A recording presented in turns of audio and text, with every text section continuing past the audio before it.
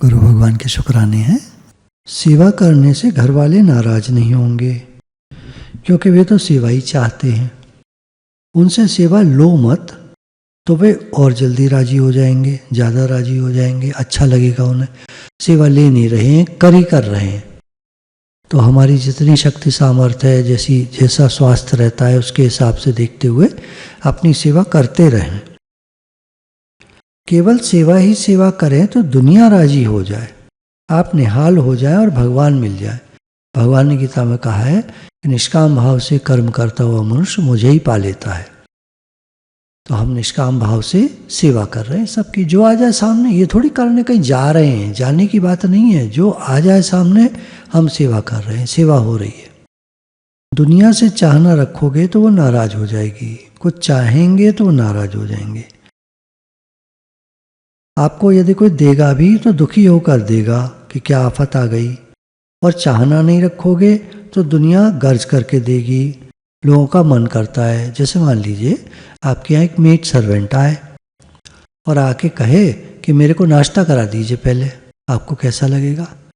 भाई तू काम कर लेती, उसके बाद हम अपने भाव से तुम्हें नाश्ता दे देते, जो भी चीज़ दे देते, प्रसाद दे देते, तुम्हें थोड़ा दे देते। पर तुमने आके जो ये कहा कि पहले मुझे नाश्ता करा दीजिए, तो भैया नाश्ता कराने का जिम्मा थोड़ी है हमारा। आप मेड सर्वेंट हो, ज़्यादा में ज़्यादा चाय और बिस्किट दे सकते हैं आपको, तो आपको बुरा लगेगा। तो हमें नहीं कहना है किसी से सेवा की, हमें सेवा चाहना नहीं है। तो कोई कामना रखकर हमसे सेवा चाहता है तो बुरा लगता है। हम भी उसकी सेवा करना चाहते हैं जो कामना नहीं रखता, अपना काम करता है, सेवा कर देता है। तो हमारा भी मन करता है हम भी उसकी कुछ सेवा कर दें। तो अगर मान लीजिए भाई आती है, माई आती है, आई और उसने काम किया, सेवा की, हमको लगा थक गई है, काफ़ी देर हो गई, 1.5 घंटा हो गया काम करते करते, तो हमें भी भाव आएगा कि भाई चाय बिस्कुट टोस्ट वगैरह है, जो मान लीजिए घर में नाश्ते में कुछ बच गया है तो आपने उसको दे दिया और उसको खुशी आए, माता जी बहुत धन्यवाद आपका, मुझे भूख सी लग रही थी, आपने दे दिया, बहुत शुक्राना। हमको भी अच्छा लगे, उसको भी अच्छा लगे। अब वो आते ही पहले कहे मुझे नाश्ता करा दो, तो कैसा लगे? ऐसे है। तो वास्तव में जो भीतर से चाह रहे थे उनकी सेवा करती है दुनिया। जैसे संतों की, संत अंदर से चाह रहे थे, सब लोग उनकी सेवा करना चाहते हैं। और जो दुनिया में कामना करते हैं, चाहते हैं, उनकी कोई सेवा नहीं करना चाहता। जो चाहते हैं लोग हमारे पास आके बैठे, उनके पास कोई बैठता ही नहीं है, क्योंकि वो दिन भर बोलते हैं, कौन सुनेगा उनकी बात। सेवा करने वाले कहते हैं कि महाराज ने मेरी चीज़ स्वीकार कर ली, आज तो हम निहाल हो गए, आज तो हमारा दिन शुभ हो गया, बहुत अच्छा लगा, बहुत बहुत शुक्राना है कि सेवा स्वीकार कर ली। ऐसी खुशी आती है। और जो सेवा चाहता है उसकी सेवा करना कोई नहीं चाहता, और अगर वो ले भी लेता है सेवा तो लोग कुड़ करके चिढ़ करके तब करते। यदि आप चाहोगे तो दूसरा सेवा तो कर देगा, पर खुशी नहीं आएगी, ना उसको ना आपको। वह उल्टे सोचेगा कि ये ठग है, देता है तो पता नहीं भीतर क्या कूड़ा करकट भरा पड़ा है। इसलिए हृदय में संसार के प्रति उदार भाव रखो। अच्छा देगा भी कोई निकाल के तो वैसी पुरानी चीज़ों में से जो अब उसके काम की नहीं है, उनमें से भी खराब वाली देगा, जो अब हमारे तो काम आ ही नहीं सकती। ऐसा दुनिया का कुछ बना हुआ है ऐसा। इसीलिए लोग दुनिया में खुश नहीं है, कोई भी खुश नहीं है, क्योंकि कोई देना नहीं चाहता, देना जानता नहीं है पहले तो, फिर चाहता नहीं है, और अगर दे भी देगा तो ऐसी चीज़ देगा जो दूसरे के काम ना आए। संसार से मिली हुई चीज़ बिल्कुल संसार की है। शरीर माँ बाप से मिला है, विद्या गुरुजनों से मिली है, हमने संसार से लिया ही लिया है। आज दिन तक शरीर हमको माँ बाप से मिला, भाई बंधु रिश्ते नाते, ये लोग जो मिले चारों तरफ, रिश्तेदार मित्र वगैरह, ये प्रकृति की तरफ से मिले, नेचर की तरफ से मिले। जो भी धन संपत्ति इत्यादि मिली, हम घर तो साथ लाए नहीं।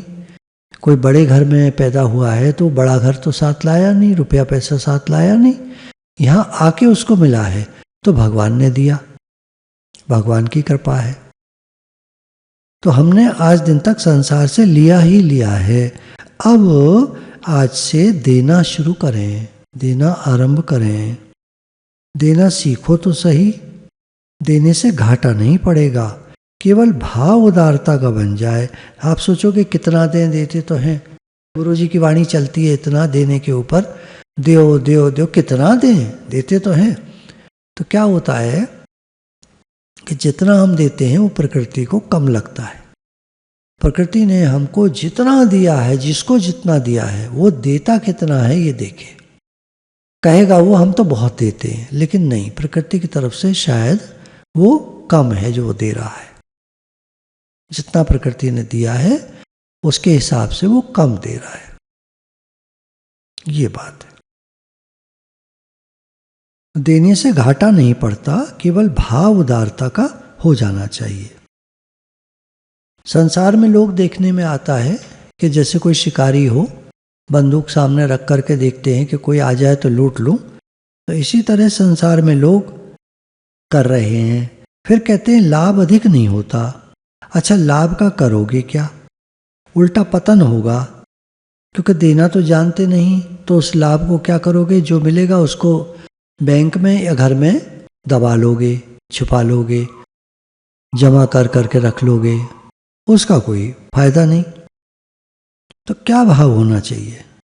खर्चा जितना आज करते हो उतना ही करो, ज़्यादा खर्चा मत करो। पर भाव बिल्कुल बदल दो कि हमें लेना नहीं है, देना ही देना है। हमें तो सेवा करनी है। सुगमता से जितना खर्च कर सको उतना खर्च कर लो, पर हमें किसी से कुछ लेना नहीं है, ये भाव बना लो। फिर देखो जीवन सुधरता है कि नहीं। जीवन निर्मल बन जाएगा, लोग राजी हो जाएंगे, भगवान राजी हो जाएंगे, आप प्रसन्न हो जाओगे।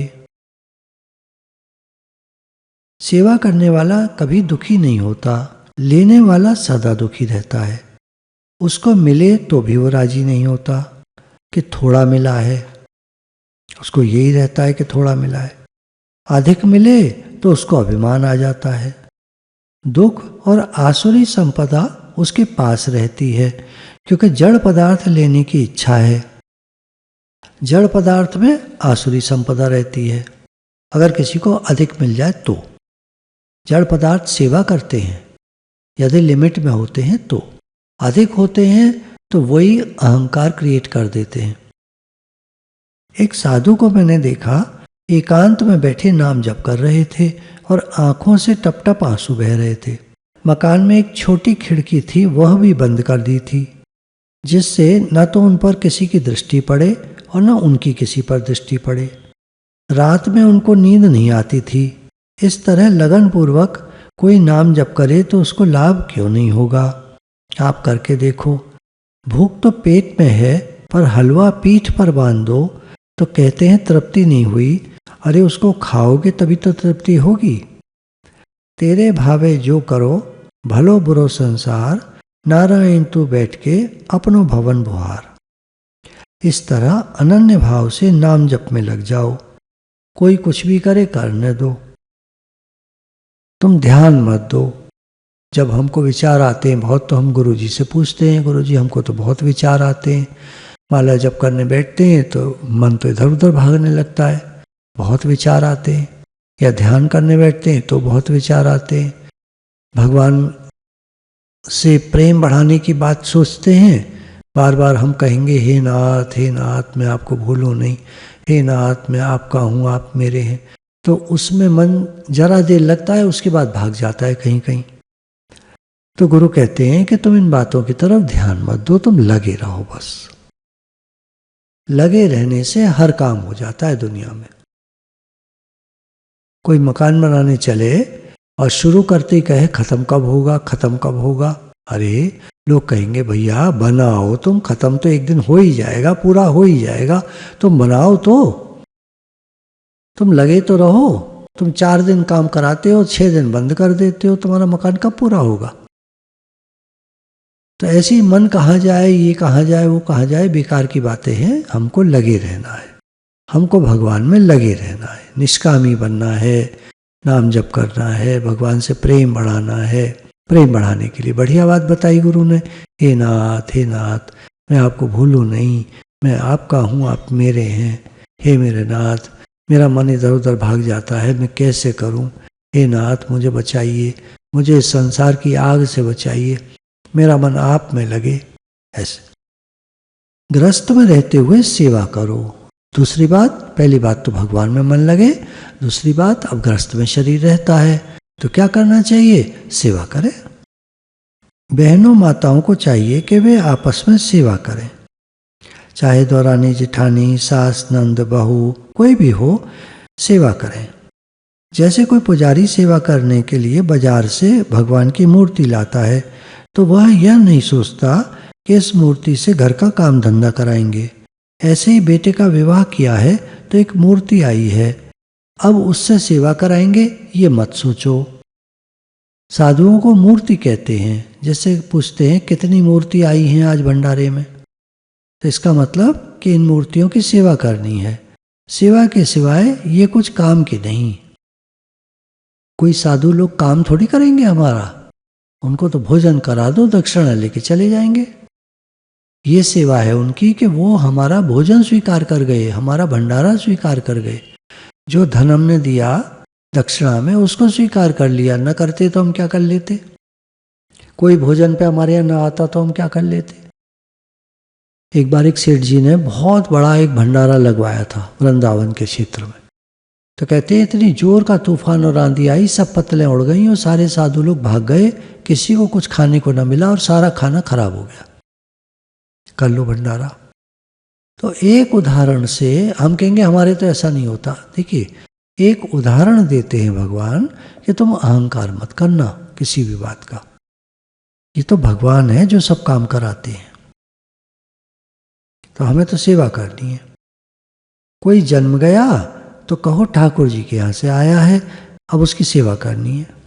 बच्चा जब घर में आता है तो क्या सेवा करेगा? वो छोटा सा बच्चा क्या सेवा करेगा? तो जो भी बालक घर में आया है सेवा लेने के लिए आया है, सेवा का संबंध है, सेवा कर दो।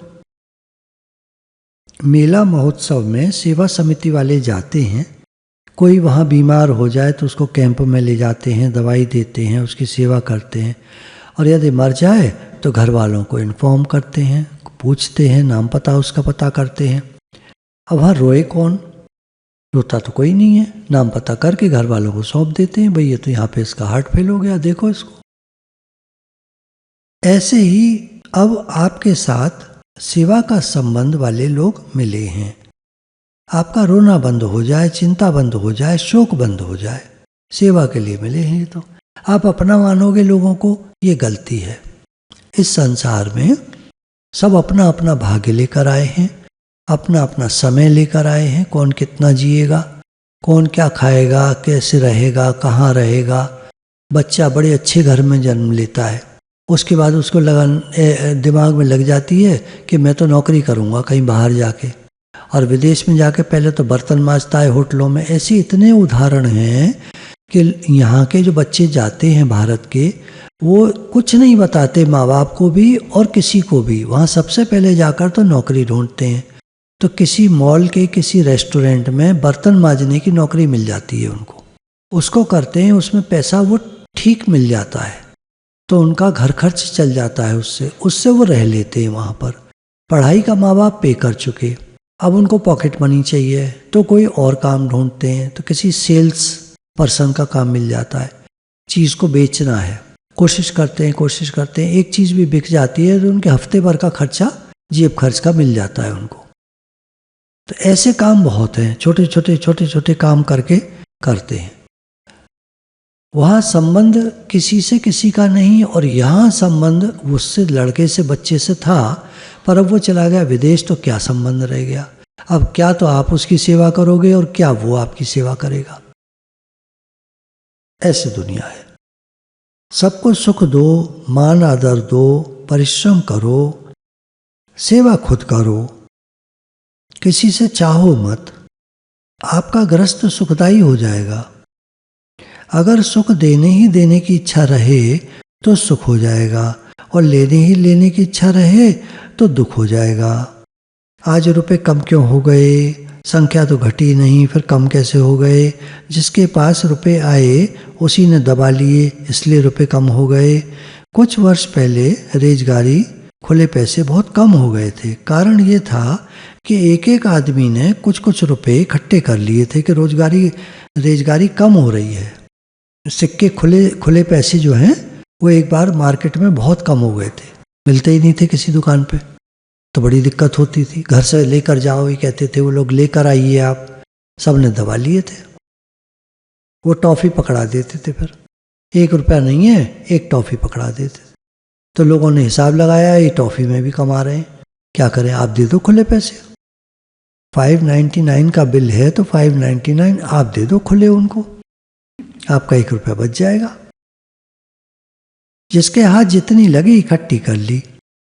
तो ऐसे कैसे सुख मिलेगा? अभी जो सुख मिलता नहीं है उसका कारण ये है कि सब सुख लेने में लगे हुए हैं, खाऊं खाऊं कर रहे हैं। यदि सब एक दूसरे को सुख देने लग जाए तो सुख बहुत हो जाएगा। जैसे मान लीजिए किसी घर में 8 लोग हैं और 6 कहते हैं हम काम करें, हम काम करें, हम काम करें। 8 में से 6 कहते हैं हम काम करें, हम काम करें, हम काम करें, तो काम घट जाएगा, लोग बढ़ जाएंगे, काम घट जाएगा। और किसी घर में 8 हैं, 2 कहते हैं हम काम करें और 6 कहते हैं हम आराम करें, तो काम बढ़ जाएगा, लोग घट जाएंगे। 2 जने कितना काम करेंगे दिन भर? 8 लोगों का काम 2 जनों को करना है, क्योंकि अपना भी तो करना है। तो सब मिला के 8 हैं, तो 8 का काम उन 2 को करना है, और 8 का काम 6 को करना है, तो काम घट गया। सबने डिवाइड कर लिया आपस में, काम घट गया, फटाफट काम हो गया। किसी ट्रिप पर हम जाते थे तो सबको ड्यूटीज़ दे देते थे। आप तो भोजन बनाने का काम देखोगे, आप बर्तनों का काम देखोगे, आप परचेजिंग का काम देखोगे, आप बाद में डिस्पोजल का काम देखोगे। कूड़ा इकट्ठा बहुत होता है, उसको ठिकाने लगाना। मान लीजिए 5 दिन के लिए गए हैं तो 5 दिन का कूड़ा कितना होगा? 40 आदमियों का। 40 लोग हैं जहाँ, और 5 दिन तक 3 टाइम का भोजन बनेगा, कितना तो कचरा निकलेगा, कितना छीलने वाला वो छिलका निकलेगा, कितनी सारी चीज़ें खराब भी होती हैं, टुकड़े निकलेंगे, बहुत सारा सामान निकलता है। तो 5 दिन का कितना, तो उसको डिस्पोज करने वाले लोग चाहिए। अच्छा, मार्केट से सामान आता है उसके लिए लोग चाहिए, बनाते हैं किचन वाले उसके लिए लोग चाहिए। तो सारे लोग लग जाते थे 40 के 40, तो काम दिखाई नहीं देता था। काम तो बहुत होता था पर वो इतना पता नहीं चलता था कि कुछ लोग लगे हुए हैं वही थक गए। एक जगह हम गए थे तो वहाँ हमने देखा कि करीब 300 लोग थे। दोपहर का उन्होंने वो रखा था भोजन प्रसाद, तो गुरुजी तो खाने बैठ गए, उनके चारों तरफ टिफिन लगा दिए गए। सारे लोग कहे हमारे में से खाइए, हमारे में से खाइए। अब 300 लोग बैठे हैं, संगत बैठी है, कोई उनको परोसने वाला नहीं है। तो मैं और भाभी जी उठ गए और वहाँ जहाँ उनका बड़ा वो बर्तन रखा था उसमें से डोलची में सब्जी डाली और सबको परोसने, ये भी और मैं भी 2 जने लग गए। किसी एक ने और देखा, वो उठा तो 3 जने लग गए। 300 लोगों को 3 जने कहाँ तक परोसेंगे? हमने भी थोड़ी देर परोसा, उसके बाद हमने भी छोड़ दिया। हम चले आए भूखे, अपना घर आके हमने जहाँ ठहरे हुए थे वहाँ आके खाना खाया। तो ऐसे ऐसे लोग होते हैं, कैसे होगा? तो हम यही सोचते रहे कि उन लोगों को भोजन कैसे मिला होगा। ऐसी दुनिया है, ऐसे लोग हैं। हे नाथ, हे नाथ। तो खाऊं खाऊं करेंगे तो कैसे होगा? सेवा करने में लग जाओ। उन 300 में से अगर 30 उठ जाते तो फटाफट काम हो जाता, 10 को कवर कर लेता एक जना आराम से। तो यदि सब एक दूसरे को सुख देने में लग जाए तो सुख बहुत हो जाएगा। घर में रहते हुए घर के सब प्राणियों की सेवा करो, छोटे बड़े समान अवस्था वाले सबको सुखाराम कैसे पहुँचे, उनका आदर कैसे हो, ये भाव हरदम बना रहे। कई माताएं सेवा करके फिर कहती हैं कि मैं इतनी सेवा करती हूँ, मेरा सुख तो गया धूल में। सुख धूल में गया तो बहुत अच्छी बात है, खेती हो जाएगी। धूल में बीज मिल जाए तो खेती हो जाती है। आप सेवा करते रहो, आपके कोई गुण नहीं गाता, आशीष नहीं देता, तो बहुत बढ़िया चीज़ है। आपकी सेवा जमा होती जाएगी। दूसरे वाह वाह करेंगे तो आपकी सेवा खर्च होगी, यानी आपके पुण्य घटेंगे, और आप सेवा करते रहोगे तो आपके पुण्य बढ़ेंगे। कुछ पाने की इच्छा से सेवा करोगे तो सेवा की बिक्री हो जाएगी, अर्थात उसका मूल्य घट जाएगा। तो ऐसे करके सबकी सेवा करते चलो।